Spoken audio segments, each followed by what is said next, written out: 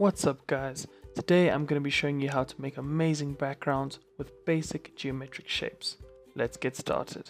Alright, so firstly we're just going to take a rectangle shape, pull it right across the screen, snap it to place. You'll see that with the layers I added 2 additional ones other than the existing mock-up that was already there. We're going to lock all the other layers and just keep the top one, which I've named base, which we're going to work on most of the time, unlocked. The one we just used, lock that.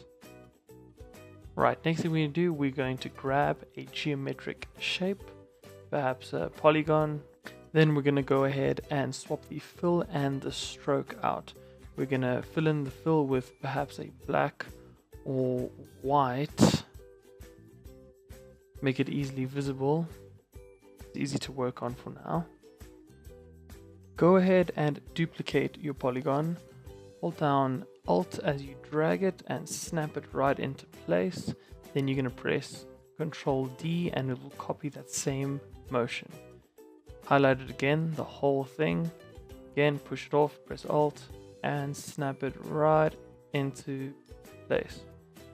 Right, from there, you're going to do the same thing again. Grab all of them, push it out, hold in Alt.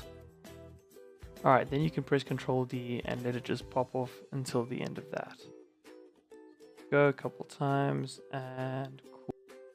Now we're going to go ahead and actually highlight it and switch it back around. Now the fill is completely in and it's white.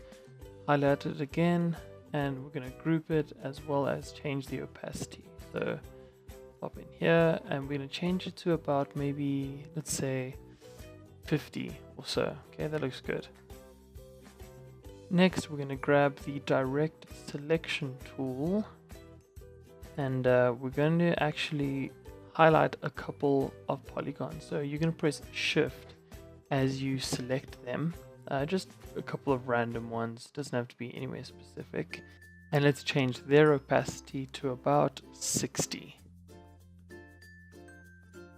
Then we're going to do it 2 more times.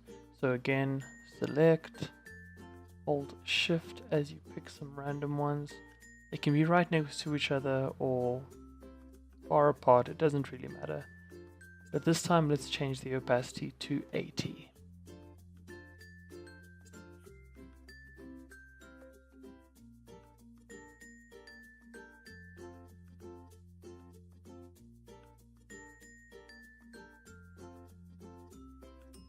Last time, select.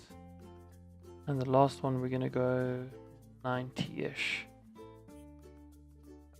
And that'll be that. Next, we are going to highlight everything. Go back to the transparency menu and we'll find a blending option. I'm going to go for soft light.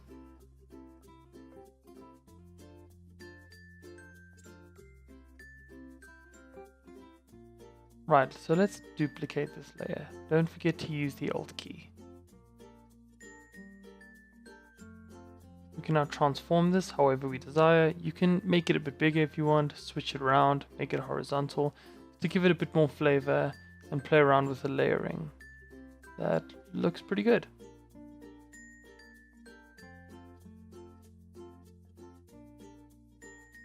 Let's move back to our first layer, lock this existing layer, back to where we first drew our rectangle. Let's change up the colors, give it a bit more flavor.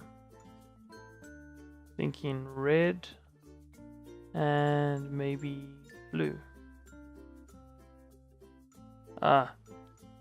This goes black and white, just change it to RGB. It does happen sometimes.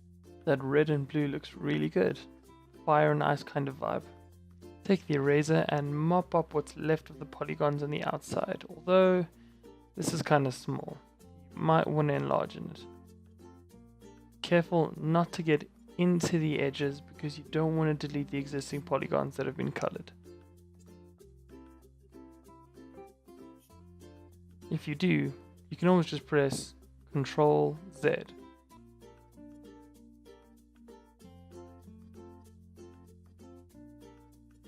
That's the last of it. I think to finish it off, let's add one more layer and we could put text in this layer. write text. Then you click your text tool on the left. And let's write here ice and fire. And then play around with whichever font works for you. For me, that works. And yeah, that's pretty much it. You can use it as a background for your desktop or for slides or whatever you want. Hope you enjoyed the video. Leave a like and a comment. See you next time.